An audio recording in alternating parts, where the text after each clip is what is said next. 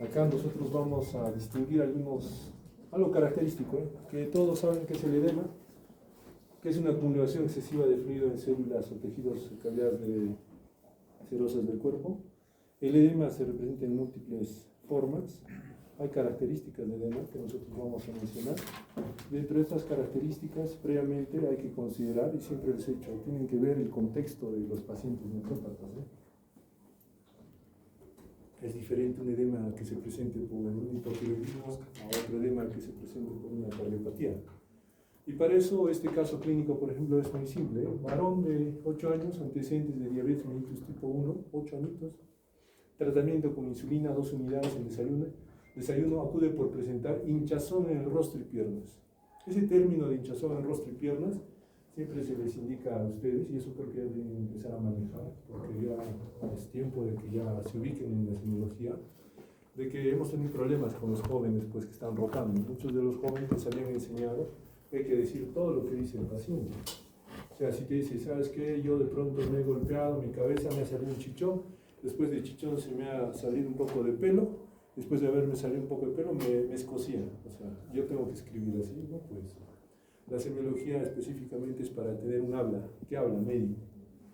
Muchos de ustedes cuando van a ser médicos tienen que hablar y saber cuál es el lenguaje del médico. Y para saber el lenguaje del médico, nosotros tenemos que saber interpretar lo que el paciente dice. ¿Para qué? Para que yo lo pueda escribir y finalmente cuando lo escriba yo pueda comunicar la situación en la cual está el paciente pues teniendo el proceso. Acá podemos poner hinchazón de rostro y las piernas. ¿Cuándo yo puedo poner ese hinchazón de rostro y piernas? Cuando no identifico, no defino bien si es un edema. ¿Qué ha pasado? Se me hinchó la cara y las piernas. Muy bien. Y cuando tienen ustedes un síntoma, como les decía anteriormente, tienen que agotar el síntoma. Agotar el síntoma significa cualificar lo que ustedes están buscando. Ah, ya, y dime, ¿cómo es ese hinchazón? De pronto dice, mira, en mi cara se me hinchan un poco las orejas. Para ella, pues, hinchar la cara es solo las orejas. Un poco las cejas, y así me levanto. Para otro puede ser, se me hincha la cara, que solamente son los párpados. Para otro puede decir, se me hinchan los labios. Hay que definir bien la localización, hay que definir bien, hay que agotar su síntoma. ¿Para qué? Para que nosotros podamos interpretar en el habla médico.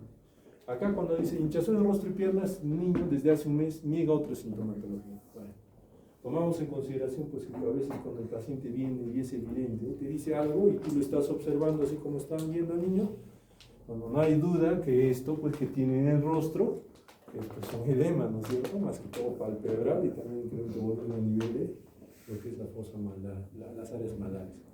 Así yo puedo decir, bueno, sí, pues lo veo, lo observo, sí parece que es lo correcto. Pero en otras situaciones no es así.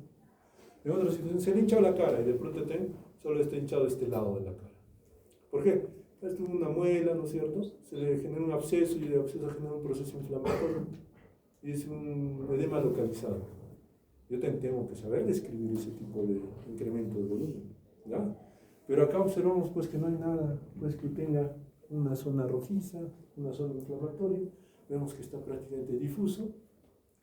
Al examen 110/80, para los que no saben, la presión arterial de los niños específicamente se maneja por percentiles. Ustedes tienen que buscar dentro de sus tablas, de su famoso internet, los percentiles de presión arterial. Esa presión arterial, ¿será normal o no será normal? Tienen 2 minutos.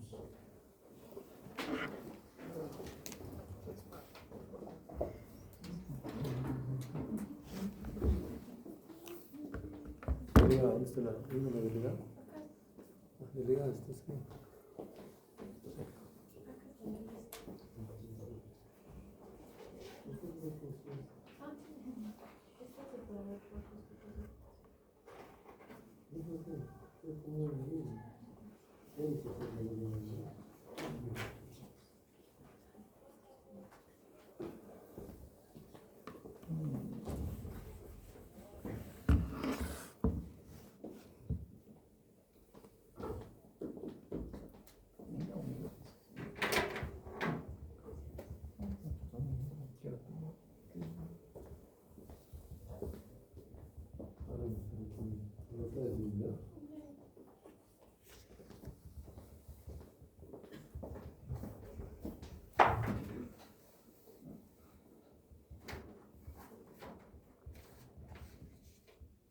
Muy bien. ¿Pasó de bien?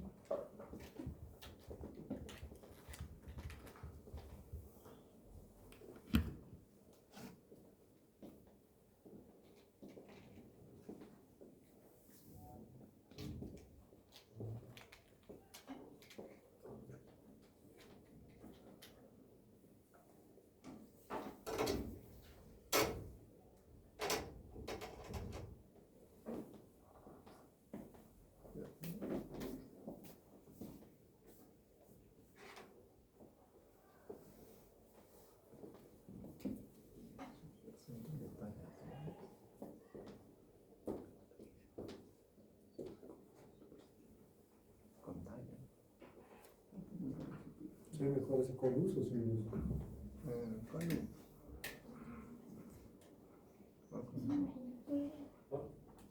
¿Con luz? No entiendo. De la Asociación Española de Pediatría.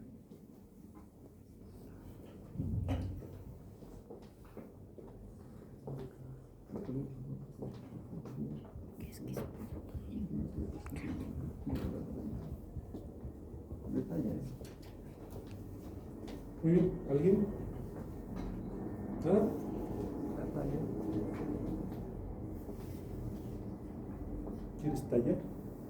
Con esto se saca con talla.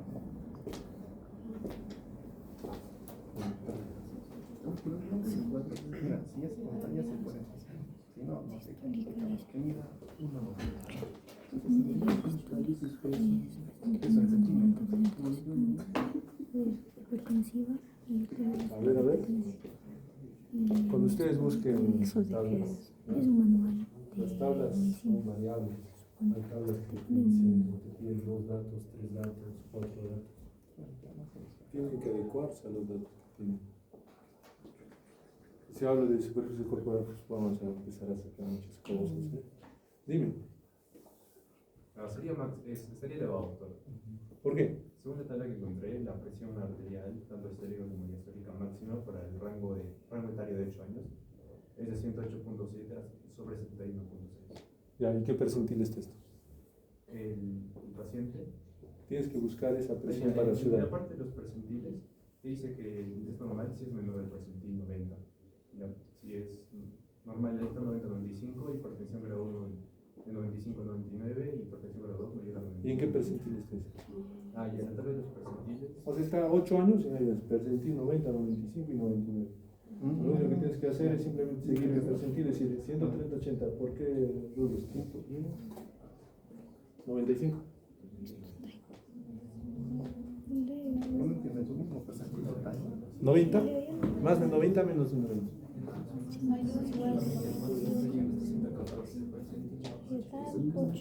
A ver, me dices percentil 90 está en 114 ¿cuánto? 114.72. ¿Estás seguro? Para 8 años, 108.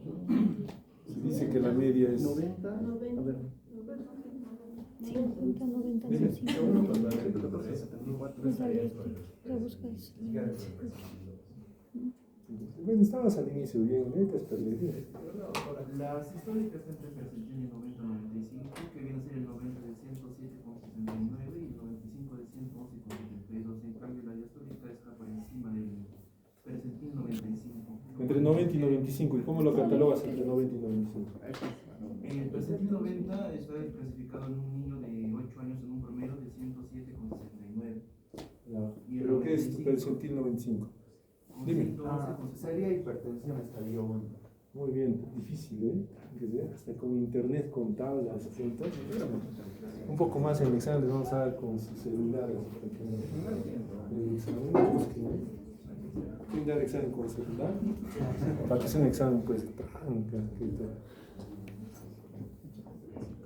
ya, entonces, esa es la idea, pues, que ustedes, como eminentes semiólogos del área de renal, y bueno, de las áreas que han pasado, eminentes áreas de neumo, gastro, neuro, que lo demuestran día a día en la visita médica, pues tienen que tratar de evaluar esas cosas básicas. O sea, tenemos en un niño una hipertensión que nadie se da cuenta. Podría ser, ¿no es cierto? Entonces ya, oye, ustedes dicen, doctor, tiene hipertensión. Entonces, ¿qué ha pasado? ¿Por qué tiene hipertensión? ¿Qué está mal? ¿Qué está mal con hipertensión? ¿Por qué hay? Ah, ya, entonces me pongo a pensar, o es corazón o riñón, cualquier razón, ¿no es cierto? No es normal. O simplemente es pues sobrecarga, vemos que el niño tiene pues toda la cara hinchada, entonces hay una sobrecarga, hay una retención hídrica. Esa retención hídrica va a aumentar la resistencia vascular periférica. Y esa resistencia vascular periférica se va a transformar en ¿qué? En hipertensión. Por eso frecuencia cardíaca de 100. Así vamos a estar todo el día. Por eso frecuencia cardíaca de 100 es normal en un niño de 8 años. La pregunta, ¿de qué edad nomás saben ustedes? ¿Es normal? No. Levanten la mano los que es normal. ¿Está normal entonces? No saben. ¿Cómo? Sí, sí. En el límite. Pero No es normal ni anormal, está en el límite. No se interpreta, pero está ahí. Está bien. Es el límite, pues, el límite de un adulto. Entre comillas. Esa frecuencia cardíaca no es normal. No es normal ni siquiera en adultos. Entonces, háganse una media. Que el delegado tome el tiempo si quieres. Les agarras a todos comer, estamos frecuencia cardíaca y sacas la media. Y me dices cuál es la media. Te vas a dar cuenta que 100 no es normal, 90 tampoco es normal. Si notas a alguien de 90, inmediatamente me lo mandas a mí para hacerle una consulta. Saturación de oxígeno, 98%. ¿Normal o anormal? Está taquicárdico con hipoxemia. Digo, con normoxemia.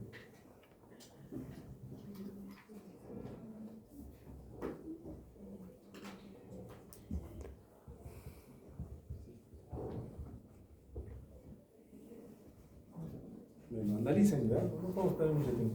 Aparenta regular estado general de salud, lúcido, ventila espontáneamente, piel y tejido celular subcutáneo, rostro con edema palpebral y lateral vespertino, palidez, 2 cruces, edema en miembros inferiores, fobia positiva hasta rodilla, grado 3.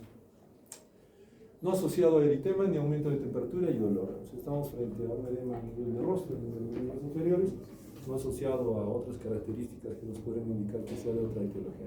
Esto entonces parece pues un edema nefrológico, nefrogénico. Y cuando nosotros definimos y identificamos un edema nefrogénico, pues nos queda nada más que investigar este examen físico y estos laboratorios, estos métodos diagnósticos que vamos a utilizar, radiodiagnósticos, sean pues efectivos y nos puedan delimitar el espacio, el espectro en el cual nosotros estamos mirando. Por si acaso, en este caso clínico, hay muchas anormalidades que sus ojos no ven todavía. Pero ustedes, como todos les han dicho normalito, no saben interpretar qué es anormal o normal, entonces ahí es donde se les pasa todo. Ustedes ven, sí, su carita se hincha, pobrecito.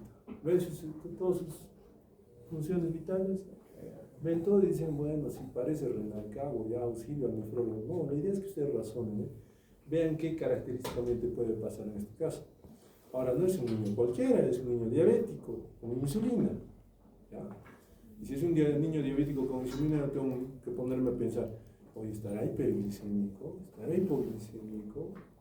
¿O normoglicémico? Oye, este paciente tendrá ya, miren, 8 años de edad. Bueno, ahí no menciona, pero sería importante ver cuándo le dan diagnóstico de diabetes, ¿no es cierto? Es diferente que te diagnostican al nacimiento, ya tendría un tiempo de enfermedad de 8 años de la diabetes, o es diferente que te diagnostiquen hace un año. Entonces, todo eso es importante para definir. Y cuando te hablan de diabetes tipo 1, de frente te viene a la cabeza y dices, es una enfermedad autoinmune. Es autoinmune. Entonces, si es autoinmune, ¿qué ha pasado? ¿Por qué a un niño le da una enfermedad autoinmune? Entonces, en esta cosita de 10 líneas, prácticamente hay mucho que nos enmarca qué debemos de actuar, qué debemos de hacer. Pero así es una característica de un edema. Ahora, cuando nosotros hablamos pues de lo que es edema, tenemos que conocer los espacios. Estos espacios están enmarcados en lo que se llama pues el agua intracelular y el agua extracelular. Acá ya tienen un pequeño resumen, ¿no es cierto?, de un paciente que tiene, entre comillas, 70 kilogramos. ¿Cuál es la proporción de líquido que hay en los diferentes espacios? Y tienen que ustedes diferenciar y ver pues que la sangrecita que está en todos nuestros vasos, que representa de 5 a 6 litros, No es nada frente a 42 litros de agua corporal total. Y esos 5 a 6 litros, pues, es sangre total, que también se debe diferenciar de lo que es, ¿qué cosa? ¿Es? Líquido intravascular. Ya, para que me entiendan, ¿eh? Si tenemos sangre, y ustedes son glóbulos rojos, ustedes tienen líquido intracelular o extracelular. Intracelular. Y lo que está alrededor de ustedes es extracelular. O sea, en grandes rasgos, el extracelular es el plasma, ¿no es cierto? Y se supone que cuando ustedes sacan el hematocrito casi es el 50% de una. ¿Han centrifugado? ¿O han hecho vía virtual también? ¿Mm? ¿Han ido a un laboratorio real? ¿Se han sacado sangrecitas? Qué lindo. ¿Ya? Entonces, hayan visto que el plasmita está encima de los elementos fueron, y casi corresponde 50-50. Lo que está bajito, el rojito, son células, les digo, y ese es agua intracelular.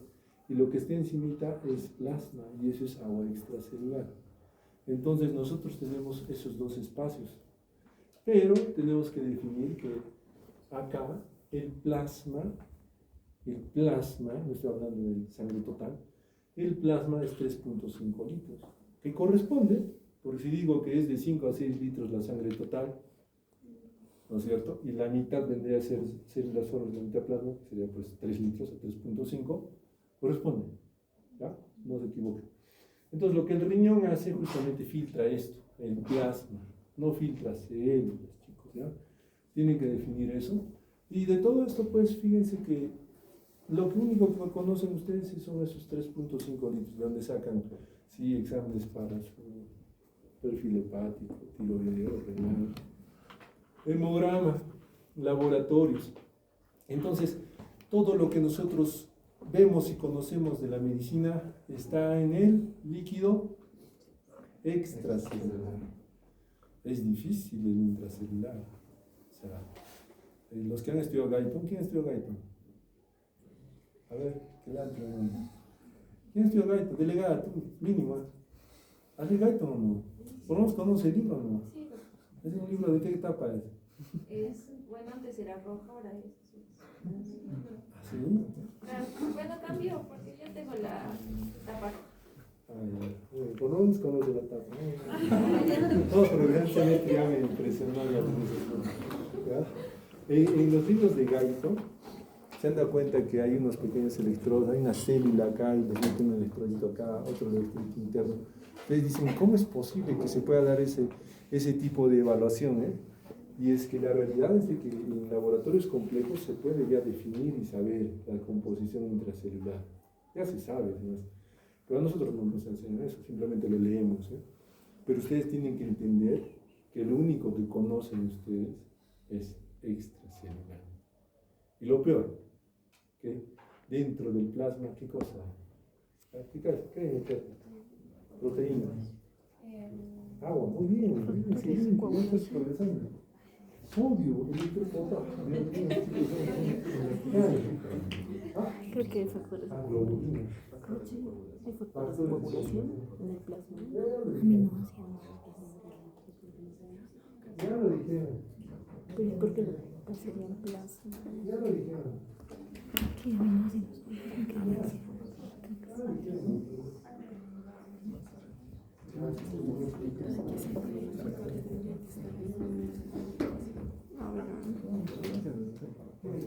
Decían. Sí. Sí, sí. Hay compuestos orgánicos e inorgánicos. Hay también Factores restos de coagulación. Factores de coagulación. También hay restos de componentes de la inflamación. Hay muchas cosas, ¿se dan cuenta? Entonces, en el plasma, pues, realmente, pues, pareciera, pues, que es nuestra huella genética, Ahí está casi todo. Y ahí también actualmente se define y se identifica enfermedades. ¿Y qué es lo importante de todo esto? Miren, este cuadrito, pues, está acá resumidito, ¿ya? Para que vean cómo es esa relación de agua intracelular y agua extracelular. Y hay un término más que es el agua transcelular, que representa 1%, ¿ya? 1% de todo el agua. Ahora, en los edemas tenemos que hablar de clasificaciones. Acá es una clasificación: edema localizado, edema generalizado. Un edema localizado pues, puede ser venoso, linfático, por alteración de la permeabilidad. De pronto pues van a la selva, se meten con la amiga filaria, se ingresa a su cuerpo y obstruye linfático, tipo elefante, ¿no es cierto? O de pronto pues alguno de ustedes pues ha sido futbolista que no tiene billete y no puede comprar sus buenas medias y se amarra pues, con hígado y genera una trombosis, hay un edema, ¿no es cierto? Y acá tenemos factores, pues, edemas, digamos, generalizados, de los cuales hay factores primarios y secundarios, en el cual tenemos que ver mucho, pues, lo que es la permeabilidad capilar. ¿Por qué? Bueno, es una variedad de edemas que pueden presentarse en diferentes enfermedades. La renal se enmarca, pues, en algunos grupos. Claro, estos son ejemplos más frecuentes. Hay muchos más ejemplos. Si hablamos de glomerulopatías, ya es un mundo. Pero acá por lo menos lo catalogo como síndrome nefrótico. También hay síndrome nefrítico, en menor grado, pero en ambos pues, se trasloca este tipo de edema. El resto solo es diferencial, chicos. Tienen que saber, pues, cuando alguien viene con edema, se pondrán a pensar: ah, mira, ¿qué tal es por un problema cardíaco el edema? O pulmonar. Tal vez hay, no sé, una pericarditis constrictiva, un cor pulmonar. Tal vez se está generando edema. O de pronto se pueden pensar: oye, ¿qué tal es de parte hepática? Hay una hipertensión portal, ese edema. Podría ser, o finalmente decir: no, ¿qué tal hay un grado de desnutrición? Un guasiorco. O tal vez hay una enteropatía perdedora de proteínas. O finalmente pues una endocrinometabólica, que acá hay un hipotiroidismo. O hay un hiperaldosteronismo. Pero nosotros estamos acá, ¿no es cierto?, en la parte renal. Entonces, cuando ustedes tengan lo que es la parte de edemas, pues tienen que tener un perfil. Todos dicen: ese es riñón. Ah, muy bien, pues comienzan por el riñón. Pero si no encuentran nada de renal, pues empiezan a buscar en los otros sistemas.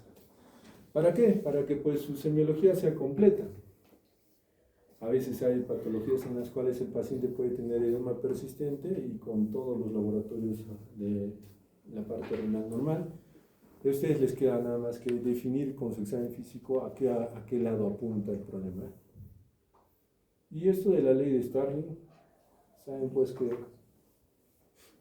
todo tiene que estar en equilibrio. Las presiones oncóticas solamente se alteran cuando tenemos hipoalbuminemia severa. La hipoalbuminemia severa se enmarca cuando tienes una albúmina menor a 2.2. En algunas bibliografías y otras dicen menor a 2. Sea cual sea de las dos, siempre se enmarca alteración de la presión oncótica. Pero como toda la medicina no es absoluta, esto a veces no es una regla para los niños. Mecanismos fisiopatológicos diversos son los que puedan explicar esto. Raro, ¿eh? He visto pacientes que tienen albúmina de 1, o sea, la mitad del severo, y no generan edemas. Habría que ver los condicionantes que específicamente están presentes en el paciente. ¿Ok? Entonces, lo más resaltante y lo que siempre se les queda casi en el 90% de ustedes es la presión oncótica, doctor. Deja la agüita. Ahí baja la presión, bota agüita, y ahí murió, ¿no es cierto? Pero sí ocurre eso, ¿ya? Pero por lo menos tienen que saber el valor al cual ocurre. Acá, según el mecanismo de Starling, tenemos todos estos parámetros. Nosotros tenemos que definir que hay una variedad de patologías que puedan significar un edema, y dentro de todo esto tiene que estar asociado pues al relato cronológico y a todo lo que normalmente uno hace en la historia clínica. Lo más importante de esto es este edema relacionado a la bulimia. ¿Por qué? Porque tenemos estados hipervolémicos o hipovolémicos.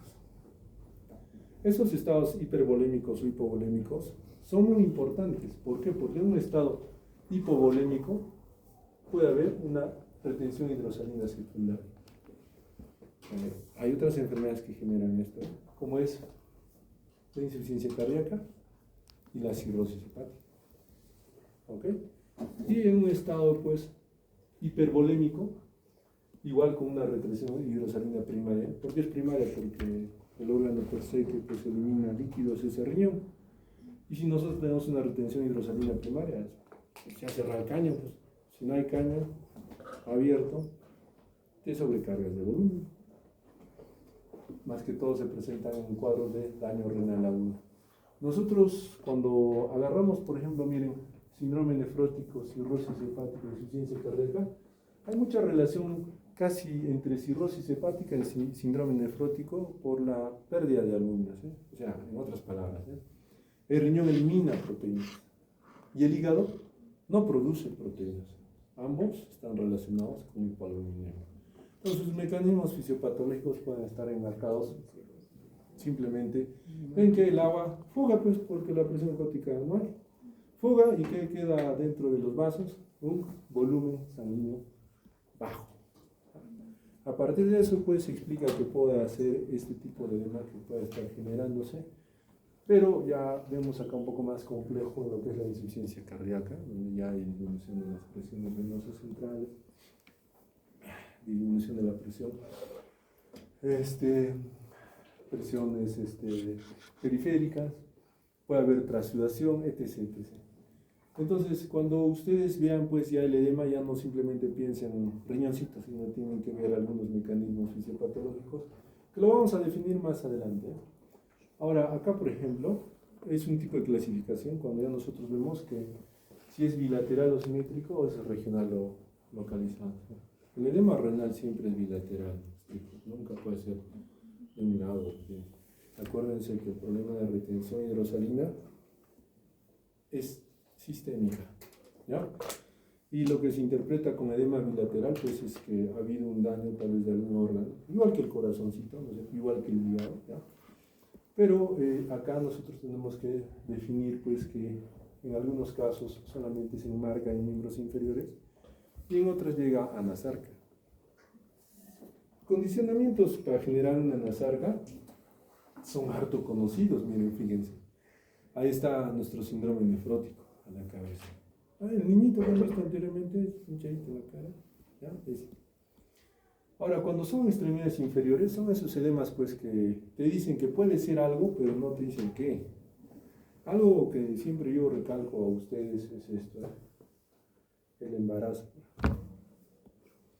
En el embarazo se dan estados hipertensivos de la gestación. Y en el embarazo, pues característicamente, bueno, pues han tenido familia, ¿no? Son huérfanos. Han tenido una tía, prima, mamá, ¿no es cierto? ¿Y de qué se quejan las mamás embarazadas? Se les hincha los pies. Y todos lo ven normal, ¿eh? Es normal. Sigue tu vida. Claro, hay características de la gestante que puedan indicar que sea normal. Por ejemplo, si tienes una mamá que está con una barrigota así, un bebé está acá, ¿qué va a comprimir atrás? Lo que regresa, cuando regresa la sangre, ¿por qué venitas? Muy bien. Anatomía virtual está funcionando. ¿Ya? Entonces, eso existe, pues. Entonces, ¿qué pasa? El bebé genera un efecto de masa. Y al generar un efecto de masa, comprime la vena cava. Y al comprimir la vena cava, hace pues que el retorno venoso sea lento. Hay justificación, ¿sí o no?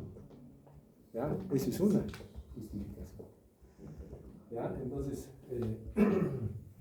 esa justificación es dable, sí es dable en el caso de las mamitas. Hay otra justificación, por ejemplo, lastimosamente, pues en las mamitas generan un peristaltismo disminuido, ¿ya? ¿Por qué? Porque la progesterona hace que el intestino, los vastos sean así lentitos, ¿ya? Eso puede generar retención también a nivel venoso de líquidos. Y en las mamitas, cuando se habrán dado cuenta, cuando van al baño, se quejan de algo, ya no sale, andan estreñiditas, y hacen mayor presión, y a algunos les sale qué cosa, por las presiones que manejan. Varices, varices en miembros inferiores. O sea, las chicas están pensando en embarazar, ya no. las varices. Entonces, las varices por un mecanismo local, ¿no es cierto? Empiezan a generar retención, ya por ser varices, ¿no? Y generan edema crónico, ya no nos interesa. ¿Ya? Pero ahora vayamos pues a lo complejo. Lo complejo. Hay mecanismos ya un poco feos, ¿no? en el embarazo. Hay algo que se llama tolerancia madre-feto. O sea, cuando la mamá, bueno, se da la fecundación, esa unión entre espermatozoide y óvulo, primeramente el espermatozoide es de papá, ¿no es cierto?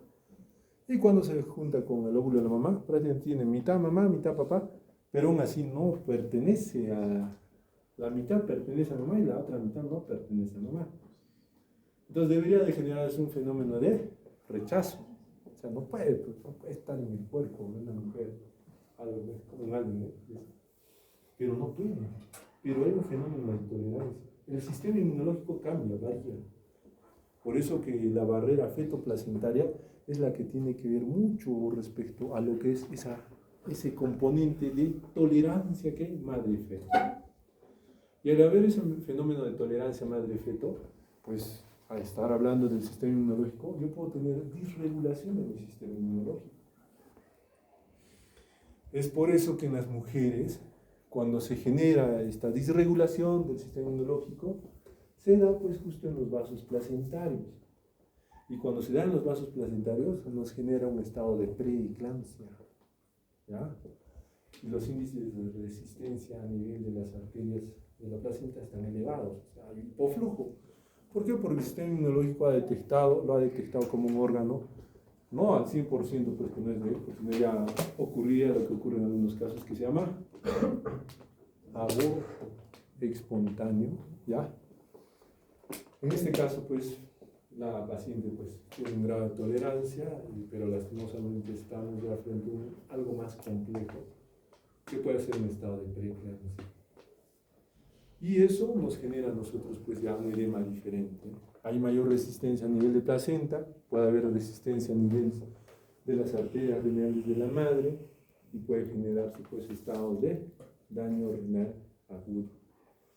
Y eso nos estaría significando pues que ya la mamá está pues reteniendo ya líquidos, no solamente pues por esos elementos secundarios que les digo que se dan en las mamitas, sino por elementos ya más específicos. Y eso se trasloca en los edemas de miembros inferiores.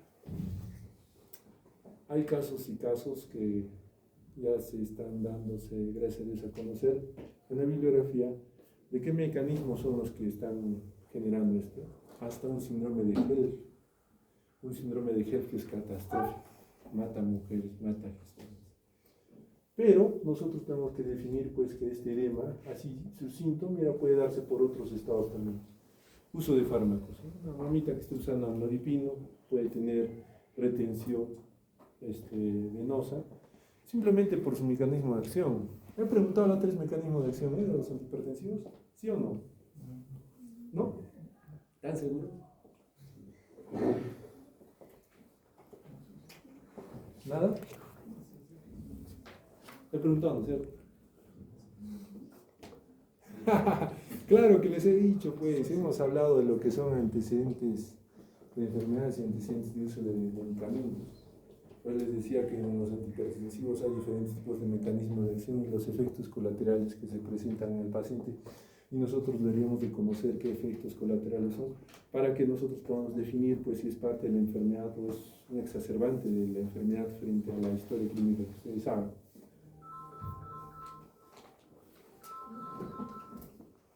Acá pues tenemos la relación de un edema básico. ¿Aló?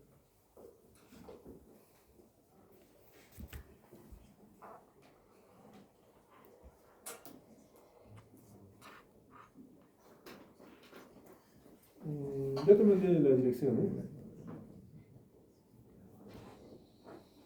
Escríbeme por WhatsApp, te envío la dirección a las 7, ¿ya? 7 de la noche. Sí, sí. ¿Ok?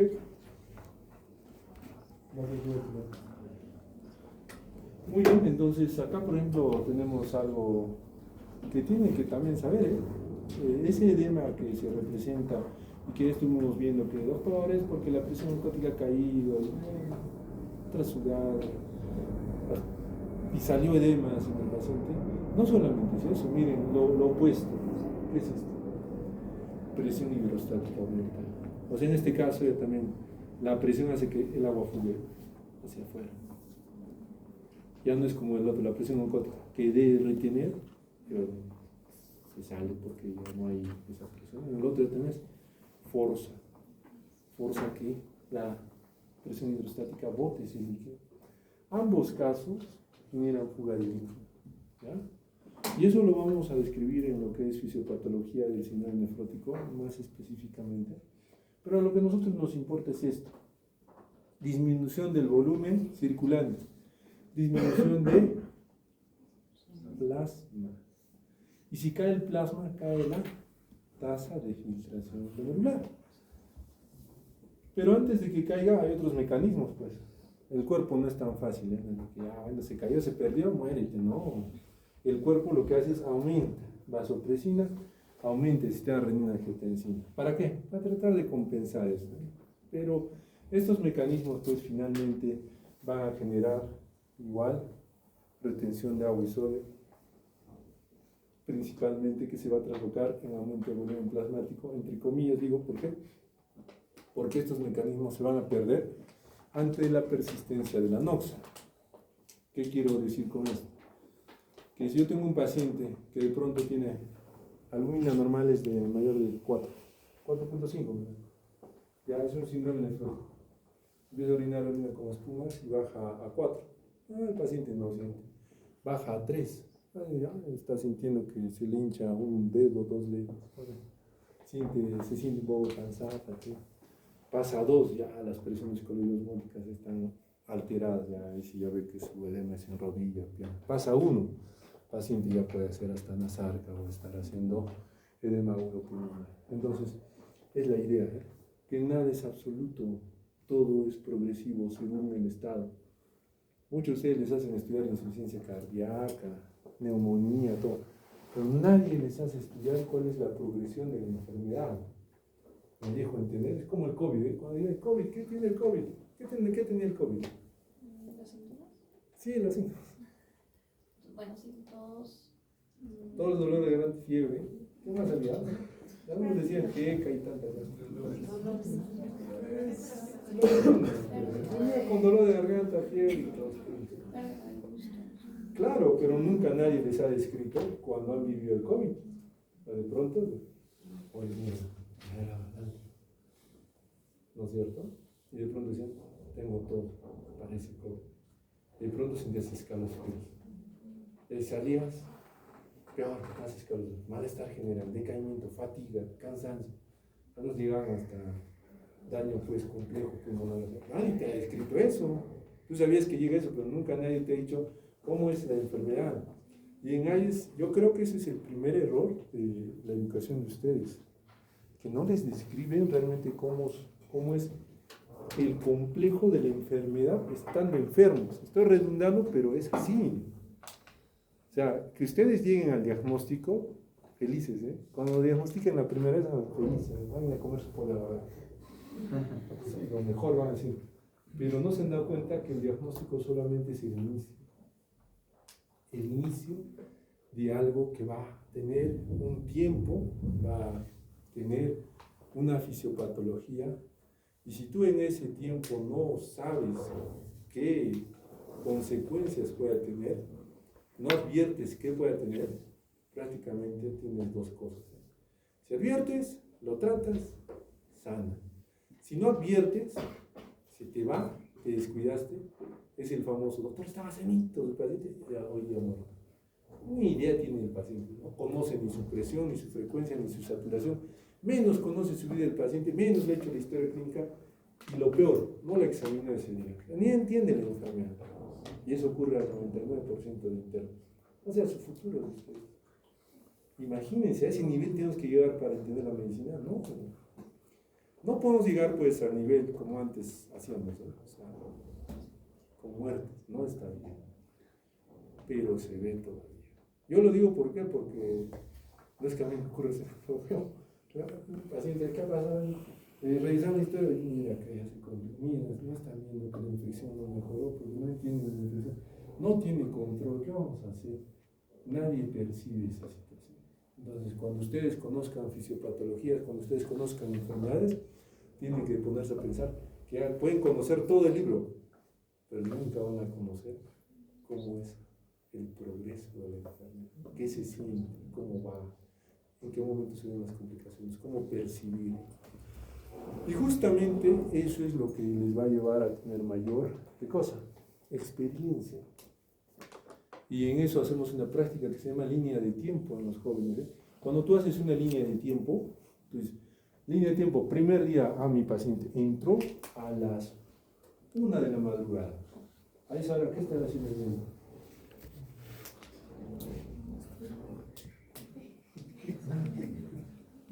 ¿Qué estará haciendo el interno? El de laboratorio, allá donde va a no sé, ¿por qué está? O uno sigue trabajando, maldiciendo el día, así que y el médico dirá, bueno, estoy cansado, ahorita obnubilado por la noche, ya está, con sus sentidos, de sus 5 principales ya tiene solo 2, ¿ya? O sea, y el interno, bueno, no tiene sentido, porque ya se está perdiendo. ¿Cómo está entonces? ¿Se dan cuenta cómo? Miren el caso. Yo les digo este caso, ¿por qué? Porque les digo que parece mi hijo. 1 de la mañana viene la mamá, digamos, una gestante, ¿no? Una gestante X, 30 semanas, viene gritando, ¿qué ha pasado? Sangre. Todos ustedes, ¿qué ha pasado? Sangrado. ¿Quién lo atiende primero? El de triaje. El de triaje, paciente número 70. Presión, obnubilado, hipoglicémico. Sí, está sangrado. ¿Qué pasa? Ginecología. Va a ginecología y dice sangradas. Y se encuentra con interno. Como no encontrarse con nadie, ¿no sé? El asistente y el residente están en. O sea, la operación es tratando tal vez, no sé, tal vez haciendo una cesárea de emergencia. Tal vez un hospital. Entonces la gestante dice, ¿qué hago? El interno, si tiene predisposición, empieza a decir, a ver, lo que me han enseñado, semiología básica, ¿qué cosa hace? ¿Ah? ¿Qué? Reposición de nada. Anamnesis, señora. Está bien, pues, está bien. Señora, ya le hice menos sangrando desde hace 3 días. ¿Qué más? ¿Pero qué tienen que hacer? ¿Ah? Signos vitales. Signos vitales, pues. Un buen interno de frente. Ya necesita saber, va a ver que todo está de color rojo. Va a ver una barrita hinchada y dice, esta es una hemorragia gestacional. ¿Cierto? Y de pronto, si este hace semiología, dice, ¿qué hace una hemorragia gestacional? Hay 2 vidas. Una de la mamá y del bebé. De la mamá, funciones vitales. Del bebé, latidos. ¿No es cierto? Es lo máximo que puede ser, no puede ser más, pues. ¿Ya? Entonces, cuando ocurre esa situación, pues, uno se pone a pensar y dice, bueno, ya pues estamos en una situación compleja, ¿ya? Ya quedó. O sea, más que, ¿y ahora qué hago? ¿Ya se acuerdan? Sí te acuerdas, ¿no? ¿Qué tal era esto? Reposición de volumen. Acá, presión de bici está a 70-50, perdón, parece ser muy más. Auscultas latidos, no hay latidos. Agarras tu sonógrafo, felizmente ya no hay un sonógrafo ya más avanzado, no detectas nada. Les parece que bebé, ¿qué hago? ¿En qué situación me pongo? Ya, de pronto dices, urgente, llamen a un médico, ya, lógico. El médico está pues en sala de operaciones, porque así es la vida pues en el hospital. Pero no hay nadie, y dijimos, no, es urgente, necesitamos saber, lo mandan al médico interno, y dice, el médico interno es patólogo. Va y dice, bueno, ya pues sí tienes, ya sí parece pues una hemorragia gestacional. ¿Qué semestre es del tercer trimestre? Qué pena. Es muy bueno, habrá que preparar prequirúrgicos, todo tal vez. A ver, hay óbito fetal, todo hay que preparar para hacer la operación. ¿Ya? Muy bien, hasta ahí estamos bien. La gran pregunta es, ¿todo eso habrá ocurrido en 5 minutos? ¿En 10 minutos? ¿En 15 minutos? ¿En 20 minutos? ¿En media hora? ¿En 1 hora? ¿O en 2 horas? O en peores casos, 6 horas. ¿No es cierto? ¿En qué tiempo ha ocurrido? A ver, solo triaje ya se tira como 6 a 10 minutos. El interno, por lo lento que está, tírale otros 15 o 20 minutos. Y eso, sin resolver todavía. Llama al otro médico, se tira otros 10 minutos. Unos 40, 50 minutos. El médico todavía está haciendo su cesárea, ni lo ha visto. Hay óbito fetal, pero como todos grandes médicos tienen que confirmar si hay óbito fetal, ¿no es cierto? Entonces tiene que ser su ecocardiografía, ¿ya? Ver movimientos, latidos, todo el fetito. Ahí mandan a las famosas licenciadas en obstetricia. Vienen y empiezan a evaluar, a examinar, según ellos creen resolver todo. ¿Ya? Pero igual están como el interno, ¿eh? Están interno. ¿Ya? Entonces ocurre de que prácticamente pues se necesita resolución médica. Pero ustedes saben que la experiencia manda, ¿no es cierto? Si el internito ha visto por lo menos 10 episodios de eso, mosca, pruebas rápidas para entrar a sala, TPINR, hemograma, ¿no es cierto? Infundo cloruro. Si la obstetra, que ya es personal pues, del área, ha visto su hemorragia estacional número 1000, dice, bueno, esto no va, ¿no es cierto? Hay que llamar al cirujano para tratar de sacar pues, lo que se pueda o tratar de controlar. Le puede poner a goteo tal vez otros elementos que manejen lo que es la presión arterial. Si está en shock, puede tal vez poner noradrenalina, XYZ. Pero esto que les digo, pues eso ocurre pues en medios pues donde todos están despiertos, no a la 1 de la madrugada, a veces no ocurre eso. ¿Por qué? Porque todos los sistemas se vuelven lentos. Y no hay por qué culpar al personal también, trabajan. Ustedes cuando hagan su primera noche se van a dar cuenta que es una noche, ¿para qué me están diciendo? A los que lloran, por favor, recuérdense de mí.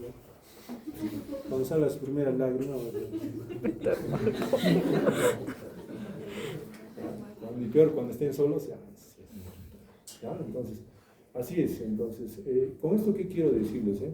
Que hay diferentes contextos en los cuales nos movemos, todas las patologías, y mucho depende de ustedes ser asertivos en qué hacer. Para eso es necesario conocer esto. Cuando ya conozco esto, ya de pronto, me imagino, con edemas, la siguiente vas a decir, no sé el problema. Cardíaco, hepático, Renal, renal. hepático, Sí, alimentación. Ya cambiaron, ¿no? El chip ya cambió. Ahora su chip de lo que era riñoncita no sabía. ¿Ok? ¿Ya? Entonces cuando uno ve así ya se asusta. ¿Por qué? Porque dice, lo renal es más fácil, ¿eh? Fácil, pero agarra una ecografía, una urecreatina, ¿es renal? No era. Cuando es cardíaco, ya es un poquito más complejo, ¿eh? Saber, corazón si soplo, no hay nada. Si ecocardio, hay un problema de insuficiencia cardíaca. No, más difícil, ¿no? Un ecocardio, ¿sí? Cuando ya es hepático, ya es más fácil todavía, ¿no? No ves amarillito, panzón, todo, ¿no? Dices circulación colateral, ya es paciente cirrótico parece. Pero una cirrosis primaria es más difícil porque no te da esos patrones, ¿eh? Una cirrosis congénita primaria es más complejo. Amarillito puedes verlo, pero otras cosas. Pero cuando es tiroides, eso no lo ves ni con lupa. Claro, lo ves hinchado, claro. Si conocieras hipotiroidismo, dices, muy bien, dime, ¿estás estreñido? Sí, está. Sí, un punto para hipotiroidismo. Dime, ¿se te cae el cabello? 2 puntos. Dime, ¿andas normalmente adormitada, cansada, fatigada? Sí, ya 4 puntos, eso parece un hipotiroidismo. Dime, ¿has aumentado de peso? Ay, ni qué decir las mujeres. Sí, doctor, hago gimnasio, doctor, y sigo aumentando. Parece hipotiroidismo. ¿Se dan cuenta? Conozco la enfermedad, veo el síntoma y empiezo a desarrollar mi investigación. Por cada patología que ustedes piensen, tienen que definir, buscar. ¿Ok? Eso es lo que nos trae el edema. Y esta es la clasificación que siempre se les pregunta en el examen, en la práctica, en los pasitos. Se les pregunta en todos sitios. No sé por qué no lo responden. Esta les presento a una pregunta del examen. No es broma, no lo responden. ¿Tú no me crees? Si lo lees esto una vez al día, hasta el examen vas a acertar.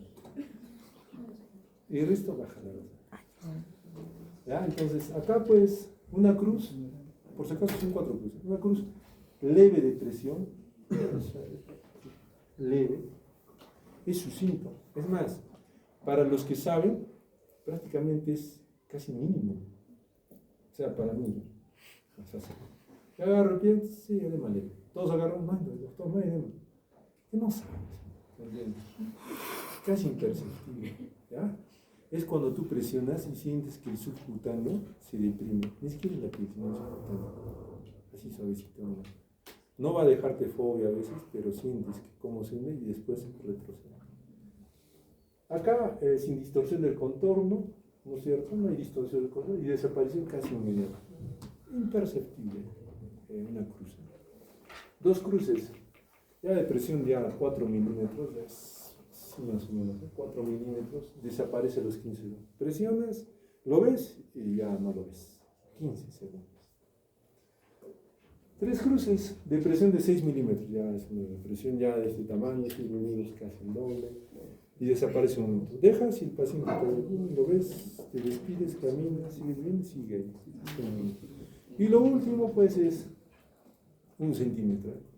Claro, los pacientes nefrópatas, pues hasta 2, 3 centímetros, ¿no? Es el colmo, sobrecargado.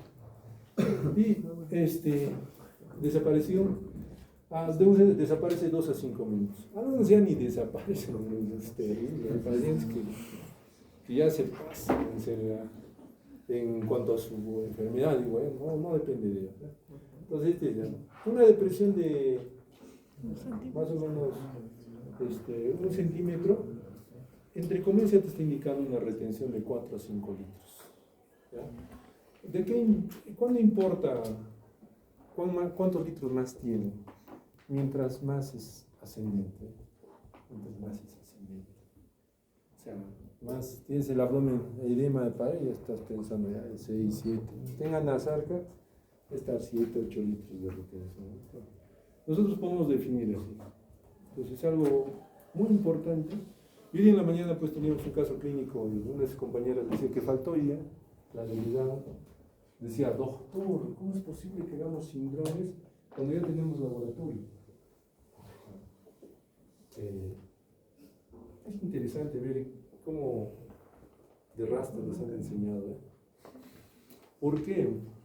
Porque a veces cuando tú examinas a un paciente, digamos, por la poca casuística que tienen ustedes, que es dependiente de su proactividad para ver más pacientes, pues no va a percibir nada. Yo puedo prender un paciente y examina y no, pues les va a pasar todo por la cara.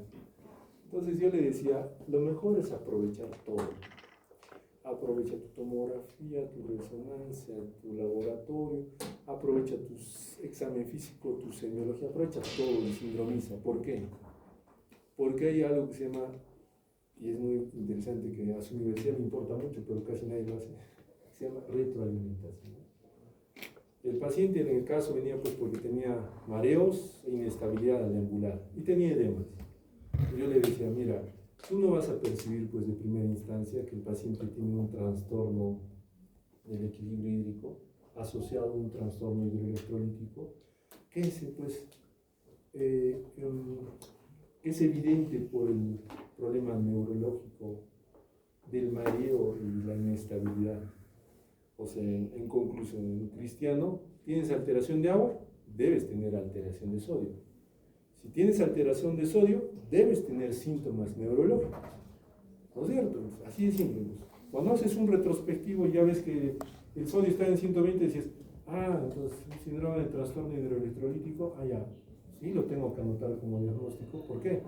Porque a mí me permite definir y relacionar que al inicio, cuando yo evalúo al paciente, que son síntomas pues que ustedes hasta les ha ocurrido el mareo y toda esa situación, no lo van a llegar a catalogar pues inmediatamente como un problema electrolítico. Entonces, a ustedes ya les queda, en retroalimentación dicen, un paciente anciano que venga con retención hídrica y problema neurológico puede tener alteración de sodio. Entonces, ¿qué pido? Electrolitos. ¿Se dan cuenta? ¿Cómo ayuda? Por eso en ahí yo les digo, pues síndrome de todo lo que encuentran. Ahora, Bueno, este es el clásico edema, síndrome nefrótico. Bueno, edema renal, edema de inicio gradual, progresivo, localizado en párpados, en cara, genitales, extremidades pélvicas. La consistencia es blanda, de color blanco, normal, indoloro. Aumenta al estar sentado de pie por cualquier periodo o al ingerir agua y sodio. Disminuye en posición de cúbito dorsal por redistribución de líquidos, así como con la restricción de agua y sodio. Puede acompañarse de aumento de peso, fatiga, ascitis, derrame pleural y hipoalemia. Edema renal. ¿Ya? ¿Hay dolor? ¿Hay calor? ¿Hay rubor? ¿Es nocturno o vespertino? Vespertino. No. Es ¿Sede la al mañana. acostarse? Es en la ¿Sede al mañana. pararse? En la mañana. Ahí está Eso todo. sí no es tarde. Eso es insuficiencia cardíaca. En la mañana simplemente. Vespertino es insuficiencia cardíaca. Muy importante. Bueno, y hay otras características pues por enfermedad, ¿eh? No todo es absoluto, siempre hay una que otra alteración. ¿Qué tenemos que nosotros definir? Dolor lumbar. Fíjense que en el dolor lumbar pues es muy beneficioso para los nefrólogos porque casi todas las personas piensan que su riñón está mal. Quisiera definir que casi el 90% pues es de defecto músculo esquelético.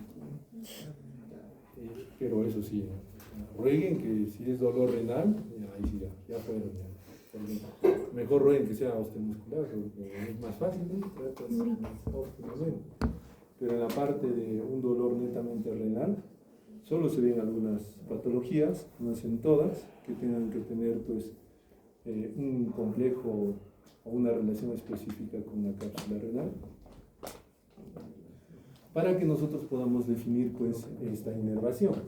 Por ejemplo acá, se relaciona con la distribución de raíces sensitivas de dorsales de la 6 a la 2. Hasta puede verse la primera lumbar. Localización puede ser lumbar, sacra, glútea, flancos laterales y región periumbilical. Más extenso, ¿no es cierto? Esto pues por diferentes mecanismos que se puedan dar. La distribución es similar a otras estructuras retroperitoneal, o sea, en donde están los riñones. Dejemos el diferencial con lo antes descrito. Originado por irritación de lo que les decía, cápsula y peritoneo parietal. Tiene que irritar necesariamente esa área. O sea, de pronto un paciente está con su caballito montado, se cae, ¡pah! Y tiene un dolor, doctor, me duele. Y tú dices, bueno, la caída causa dolor. Pero estás y ves todo, se le ve todo morado. Tú dices, no, acá ya hay un compromiso más interno. Puede haber pues una hemorragia retroperitoneal con compromiso de riñón. Y va a tener un dolor más interno. Y hay como diferencias muy simple, pues el músculo está afuera, entonces solo palpa el músculo, si no hay dolor y el dolor persiste, pues lo más probable es que esté en la parte interna. Acá nosotros tenemos que también ver pues de que en algunos casos como la ITU alta, o sea una pielonefritis, un absceso perirenal o tumores que distienden esta cápsula, ¿ya? Son las que generan dolor. ¿Ok? ¿No mucho? ¿Se nos ve? Ese dolor típicamente es ese dolor, un cinturón que va desde la zona lumbar hasta la parte de fosas ilíacas y zona perigenital. Eso se ve en urolitiasis. En urolitiasis es ese tipo de dolor. En las anteriores patologías también puede presentarse a ese nivel. Miren, fíjense acá que hay también cosas pues a veces medias raras. Infarto renal. En mi vida, solo he visto un infarto renal. Así silencioso, joven, 23 años.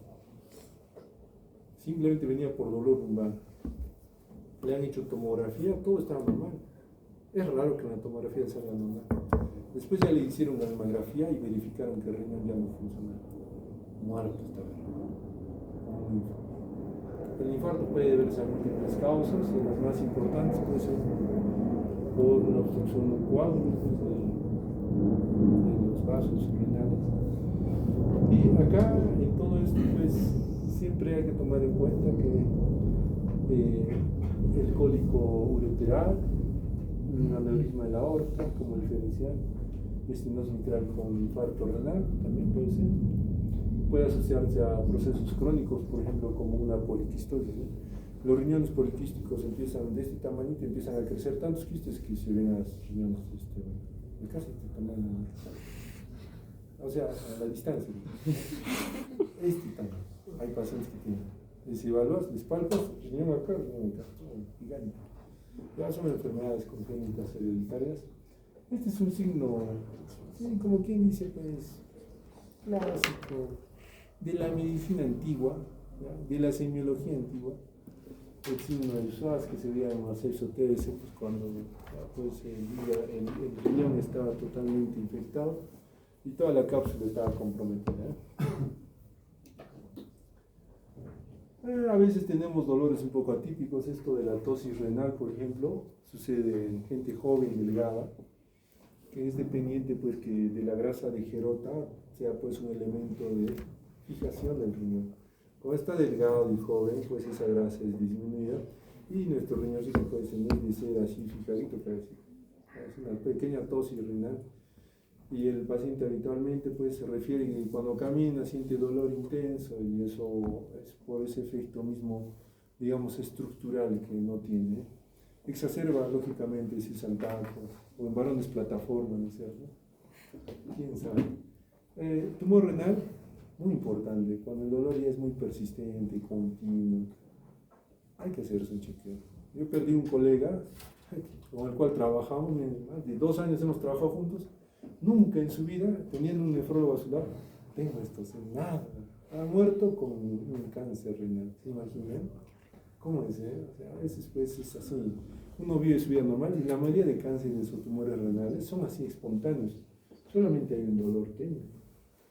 Pero hay algo muy factible pues que tenemos en esta época, que es la ecografía, no te quita ni 3 minutos, bien, vete a casa. ¿Ya? Entonces, no hay que perder esa oportunidad de que cualquier paciente que venga con dolor, también pensar un poco negativo. Si bien es cierto, les he dicho que casi el 90% son de causa musculoesquelética, no significa que todo cumpla ese parámetro. Cólico renoureteral. Acá pueden ver, por ejemplo, en este caso clínico, mujer de 26 años acude a urgencias por dolor intenso súbito en zona lumbar que se irradia fosa ilíaca derecha, se acompaña de malestar general, náuseas, o sea, síntomas vagotónicos, náuseas, vómitos, febril, en anuria desde hace 5 horas, o sea, no orina, no sale, no disuria ni polacuria, no alteraciones del ritmo deposicional, antecedentes alergias, no alérgica a medicamentos, hipotiroidismo, tiene una esofagitis eosinofílica, medicación solo toma Eutirox, a la exploración física, presión de 96-52, frecuencia 85, saturación 100, temperatura 36, consciente orientada, normohidratada y normocoloreada. Tonos cardíacos rítmicos, sin soplos, sin irrosis, pericárdicos, no edema, prácticamente todo normal. Ese es el famoso cólico nefrítico. El cólico nefrítico es agudo, de intensidad fluctuante, irradiación anterior hacia el flanco y descendente hacia la fosa ilíaca y los genitales. Irradiación anterior hacia el flanco, fosa ilíaca, genitales. ¿Y la imagen anterior? Hacia abajo. ¿Por qué? Porque eso nos va a permitir determinar la altura del cálculo. Bueno, en cólicos renoureterales, pues la principal causa son cálculos. Mientras más alto sea, mientras el dolor sea más localizado en la parte alta, probablemente esté en tercio superior de urétero. Mientras más bajo, sea a nivel genital, probablemente esté entre la unión urétero-vesical. Entonces, mucho depende de eso, de cómo el paciente se comporta. Y bueno, como dice, síntomas vagotónicos. De esto, los oxalatos de calcio son los más importantes. Fíjense que en nefrolitiasis ocurre más en hombres, 12% que en mujeres, más se da por la mañana, en estaciones calurosas. ¿Por qué? Porque hay mayor deshidratación, menos consumo de líquido, mayor concentración del núcleo de lito, formación de cálculos. En estudios epidemiológicos más se ven raza blanca, Y casi en su mayoría esto es hereditario, chicos. O sea, si su papá, su mamá tuvieron cálculos y ustedes tienen, pues es hereditario. Ahora, la diferencia es que no tengan, ¿eh? Hay que preguntar. Están sospechando, ¿no? Si se parecen al vecino. En obstrucción aguda siempre entra el examen, no responden igual, no sé por qué. Igual es una pregunta perdida, ¿no es cierto? Los que ya están llevando. Está de lo mismo. De acá lo que tienen que tomar en consideración es esto, ¿eh? Que la fase aguda de obstrucción pues es muy compleja, que lleva un daño ya renal específico, ¿eh? Dentro de estas 3 primeras fases, la primera fase, pues a los 90 minutos, aumenta el flujo sanguíneo. ¿Por qué va a aumentar el flujo sanguíneo? Porque como todo o lesión o daño, ¿qué ocurre? ¿Cómo tú mandas? ¿Qué pasa? Te cortas. ¿Qué pasa? ¿Qué sientes? Están cortados, ¿no? Ni cocinan, creo, ¿no? No, pregunto cosas que creo que no. Sí, bien difícil hablar con ustedes. ¿Alguien ha hecho chakra acá? Chakra. ¿Tú has hecho chakra? En la chakra, yo te he hecho chakra. A veces estás ahí, Nobel, ¿eh? Agarras, sácate, pum, te das a la pierna. ¿No es cierto? ¿Ya? O si le estás cargando algo, ¿qué sientes cuando te cae un golpe en un dedo gordo? ¿No sientes que es así? Te palpita. ¿No es cierto? Es casi lo mismo. Hay una lesión en el riñón. ¿Qué es lo primero que va a ocurrir? Ahí va a haber un proceso inflamatorio.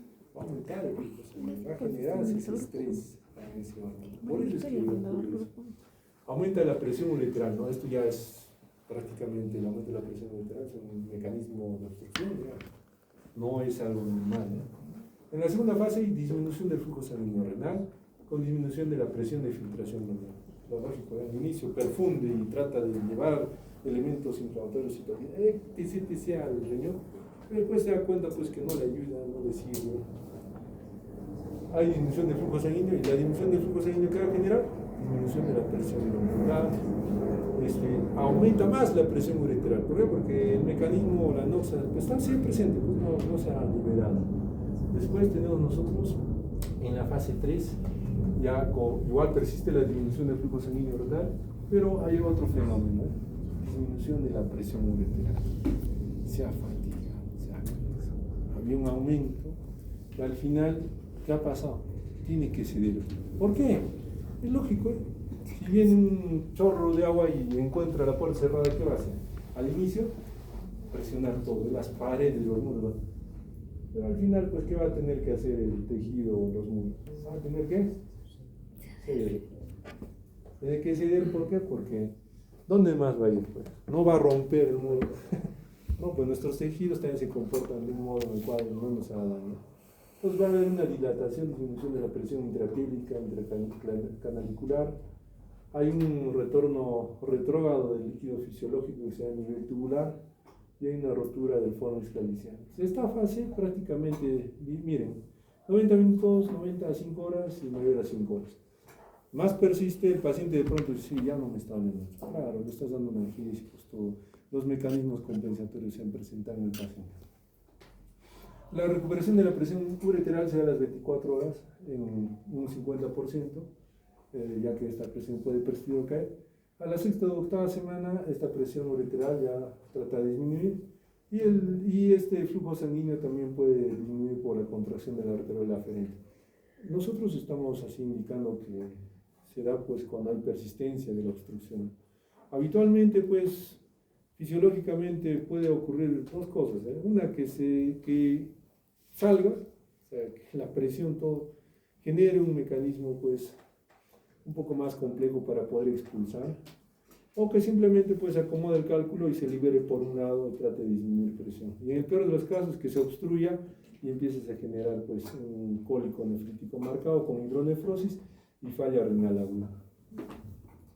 ¿Ya? Acá es casi lo mismo, ustedes ya lo ven, van a tener esto. Igual lo mismo. El pozo obstructivo, ¿ya? tienen que leer harto. En el pozo obstructivo, acá, se eleva el flujo urinario de 3 a 10 veces y la orina se vuelve isostenúrica. Un punto para que me diga qué es isostenúrica. Su mandíbula muestra qué es. Un grupo de error. Como la densidad de la orina en la zona donde es igual. Muy bien. ¿Cuál es tu apellido? ¿Ore qué? Ore Fernando. Ore, ya. Muy bien. Muy bien, excelente, ¿ya? Entonces nosotros tenemos que definir pues que puede haber una alteración a nivel tubular. Para que me entiendan, ¿no? Si la obstrucción ocurre a nivel ureteral, esto va a generar una presión retrógrada. Va a ir a los cálices, ¿no es cierto? Y finalmente al túbulo colector, y hace un retroceso todo el sistema tubular que tiene. Llega hasta el nervio, aumenta la presión a ese nivel, por esa retención. Lógico, ¿eh? Los túbulos están diseñados ¿para qué? Para excretar. Pero al no excretar, ¿qué va a pasar? Obstruir. La presión va a ser retrógrada. Eso es muy importante. ¿Por qué? Porque nosotros podemos definir que esa presión retrógrada va a generar daño tubular. Y los túbulos, pues, tienen mucho que ver con dos fenómenos. ¿Cuál es? Concentración y acidificación. Bueno, para la concentración, pues, hace fenómenos de absorción y secreción, ¿eh? Y para la acidificación, fenómenos de transporte de hidrogeniones y electrolitos, ¿ya? Es muy importante eso. Bueno, esto es lo que le está indicando. Aquí está la fisiopatología del dolor. Lo más importante es esto: que la contracción prolongada isotónica conduce a una mayor producción de ácido láctico que irrita las fibras lentas tipo A, mielinizadas y tipo C no mielinizadas. Esto a nivel de los uréteres, ¿eh? Tienen que definir eso. Y acá, lo que les decía, fíjense que mientras más alto esté el cálculo, pues va a tener un dolor más específico superior. Está un poco más bajo, el dolor se va a localizar un poco más hacia flanco, hipocondrio y flanco, flanco y fósil, ¿ya? Y mientras sea abajo va a ser pues a nivel genitales, en los varones en los testículos, en las mujeres en los labios va a haber dolor.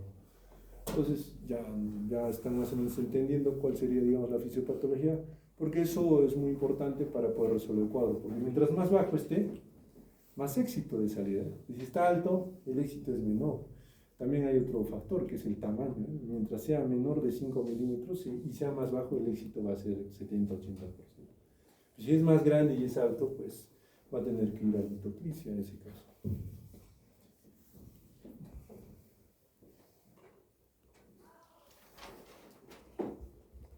¿Qué es? El razón de la micción, acá, es lo que ustedes tienen que empezar a hablar, por favor, y diferenciar. Entre varios exámenes, no se preocupen, igual no lo responden, ya, pero pongan atención. La disuria por la tenesmo vesical y retención vesical. Este caso semiológico pues es bien interesante, ¿eh? Ya tiene varón de 37 años de edad, acude por consulta a atención primaria con disuria, que se acompaña de dolor del periné, la parte baja, o la quilia, tenesmo vesical, escozor en genitales y dificultad para comenzar la micción y reducción del chorro urinario. O sea, ya no es titánico el chorro, no es... Antecedentes: se reside en Lima en compañía de su mujer, sarampión en infancia, apendicectomía a los 18, hipercolesterolemia a los años de evolución y controlan con dieta, ejercicio, no diabetes, no hipertensión, al examen físico, presión 125/85, elevada, frecuencia cardíaca levemente elevada, no hay neuropatías, auscultación normal a nivel pulmonar, abdomen blando depresible, no dolorosa palpación, no ruidos abdominales, exploración de genitales, testículos, dolor a la palpación en test izquierdo y dilatación del epidídimo, pene, no presenta lesión escutánea ni de los dolorosos. O sea, estamos viendo que son síntomas urinarios, ¿eh? Y esos síntomas urinarios clásicos pues tienen que ustedes empezar a definir. Y comenzamos con algo pues, que es la disuria, esta dificultad en la eliminación de la orina. Y el síntoma se vincula a enfermedades de la vía urinaria baja. ¿Por qué? Porque la zona baja, la disuria prácticamente se presenta a nivel vésico entre la uretra y a nivel vesical, ¿ya? Y entre lo que es vejiga y uretra, pues está otro punto, que es la prostática. Es de carácter inflamatorio o obstructivo, así de simple. Pero puede relacionarse por pasaje de coágulos. Se describe que hay uropatías obstructivas por coágulos en pacientes posoperados de hiperplasia prostática. ¿Ok? Puede referirse como dolor o ardor a la orina. ¿Ok? Es frecuente en mujeres en edad fértil, se representa con infecciones bajas, como es la cistitis y la uretritis. En los hombres con prostatitis o hiperplasia prostática también puede haber este fenómeno por irritación. Y hay otro fenómeno que se llama estranguria. Estranguria, que es uno de los síntomas un poco más diferenciales porque es una micción lenta y dolorosa. ¿Ok? Es como gota a gota debido a un espasmo de la uretra y la vejiga que se acompaña de tenesmo vesical. Esta estranguria pues a veces se ve en pacientes prostáticos. La polaquiuria, que deben de diferenciar de la poliuria. Poliuria es volumen. Polaquiuria es mismo volumen pero con frecuencia aumentada. ¿Ya? Acá aumenta la frecuencia sin aumento concomitante del volumen en relación con enfermedades inflamatorias o obstructivas, igual pueden ser por factores de irritación de la mucosa vesical. Ya acá vemos mucho lo que es la inervación. El tenesmo, así como hay tenesmo rectal, tenemos tenesmo vesical. Esa es sensación, persistencia del deseo de orinar una vez que has finalizado. Terminaste, pero parece que te queda algo, pujas y sale una gota. Eso es tenesmo, una sensación de querer y ya no hay nada. Es una evacuación incompleta de la vejiga, puede darse por mecanismos igual inflamatorios. Retención vesical urinaria, acá ya es una imposibilidad que la vejiga pueda evacuar parcial o totalmente la orina de forma espontánea. Puede deberse a cuadros obstructivos o irritativos, cualquiera de los dos. La causa en varones es la hiperplasia prostática, en mujeres se evidenció que es por estos neoplasias a nivel del cuello uterino. Puede asociarse a coágulos o lesiones traumáticas. Lesiones traumáticas en los chicos jugando, a veces ahí pues, genera trauma uretral, genera daño, o sea, genera una retención vesical también. Los chicos todos bajan la casa. Hablo del fútbol, alteraciones del volumen urinario y del ritmo diurético. En el volumen, lo clásico, lo normal, lo que les han dicho, de 1200 a 1500, son las características, digamos, normales de la orina. Algo, mira, que siempre les digo, el ser humano no se despierta para orinar durante la noche, o sea, no hay nada de calor. A ver, ¿quién tiene? A la vista, ya encontré uno, dos, ya.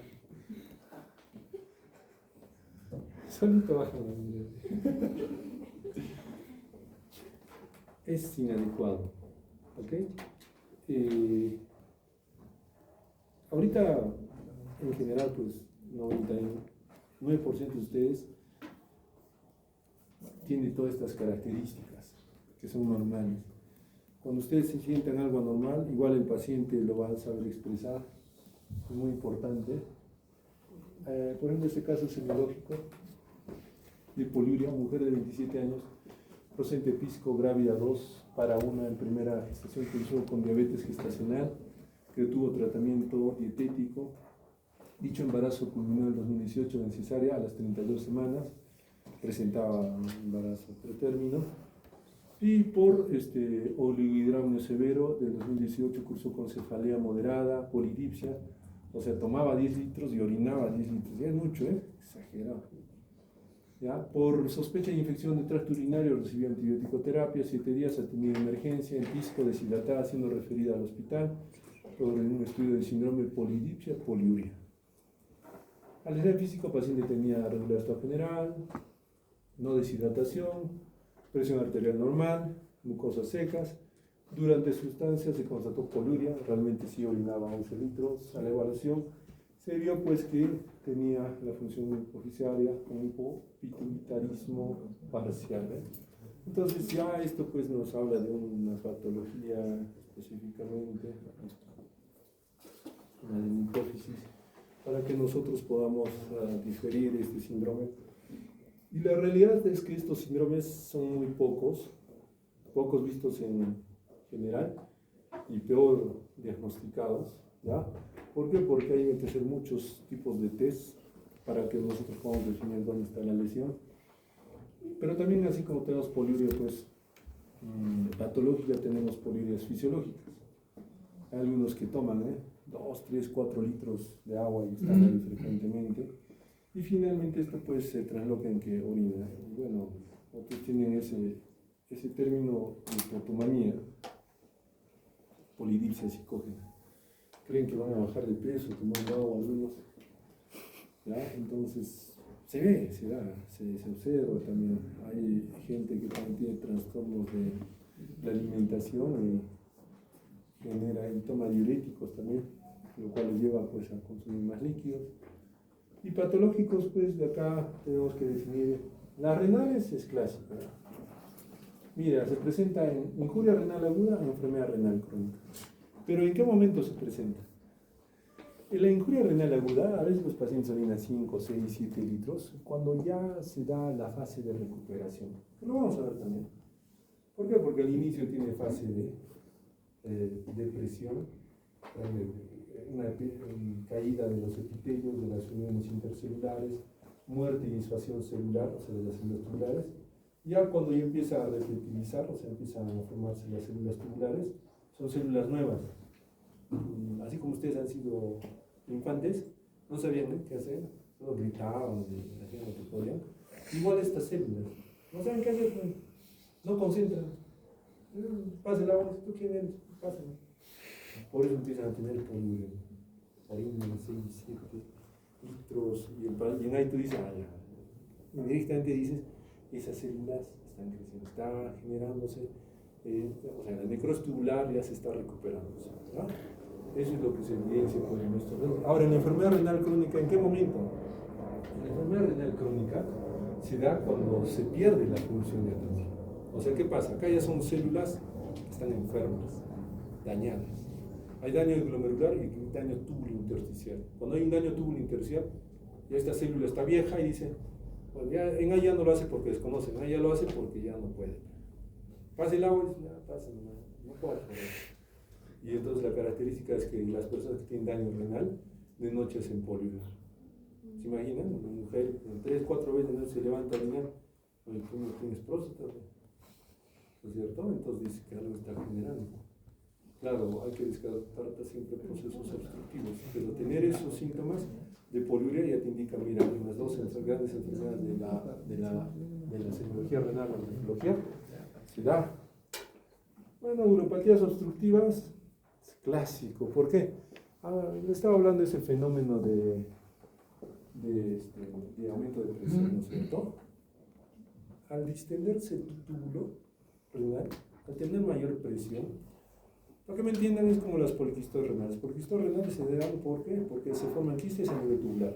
O sea, tu túbulo crece, se deforma, y eso genera mal trabajo. Simplemente paso la vida. Para que se acuerden, todo poliquístico renal no pierde diuresis. Puede tener riñón out sin función, pero no pierde diuresis. Esa es una población un poco especial. Y las uropatías obstructivas también se comportan casi igual cuando están en diálisis los pacientes. Y las extrarrenales, que son ya pues otro nivel. Esto va a ser un tema de exposición ya. Delegado, ya vamos a presentar. Diabetes insípida, neurogénica, diabetes mellitus, diuresis gótica, infusión de mannitol, cloruro de sodio, hipercalcemias. Y la oliguria, pues, es más fácil la oliguria. ¿Por qué? Este volumen bajo, pues, asociado a alteraciones de lo que es la pérdida de eliminación de solutos inconcentrados, pues ya nos hace evidenciar que haya, pues, un daño. El daño netamente renal. Vamos a ver, renal en las obstructivas, siempre y cuando haya un daño glomerular. Y en las prerrenales, pues, tenemos característicamente aquellas enfermedades que no mejoran en general lo que es la perfusión glomerular. O sea, si tú tienes una insuficiencia cardíaca, no bota. No va a alcanzar la presión arterial media para riñones. Como no llega, entonces el riñón dice, no me cae agua. Y lo que ocurre simplemente es pues, que no filtro, ¿por qué? Porque hay depresión. Pero no es dependiente de él, dependiente de otras enfermedades pre-renales. La anuria, ya esto tiene que ver mucho con necrosis cortical, trombosis, muerte, daño, lesión, cero funcionamiento, cero filtración. ¿Qué más acá? Nada más. La nicturia o nocturia. Orinar varias veces de noche. Ya les dije, el ritmo urinario normal es de 2 a 3 veces durante el día, excepcionalmente 4 o 5 si toman más líquidos, pero de noche tiene que ser 0. Ese es el ritmo urinario. El ritmo urinario de ustedes será pues un 2, 3 sobre 0. Entonces, tener un 2, 3 sobre 3, ya pues, no puedes orinar de noche. Algo está sucediendo. A eso se llama nicturia, nocturia.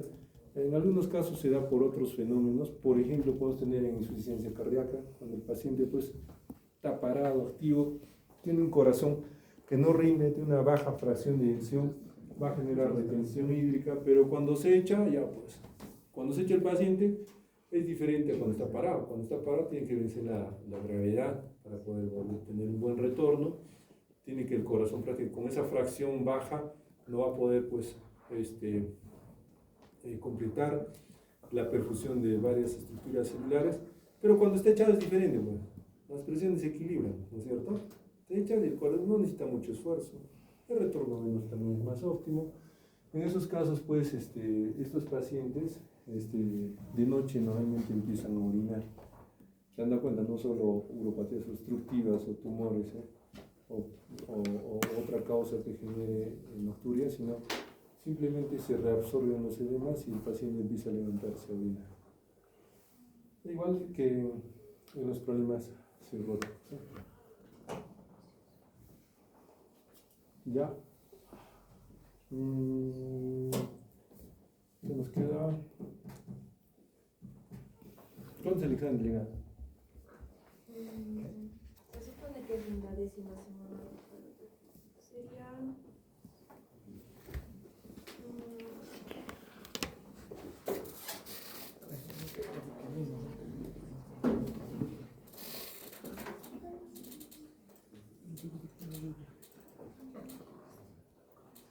Esta lista no te puedo mandar. ¿Cuántos grupos son? Somos 9 doctores.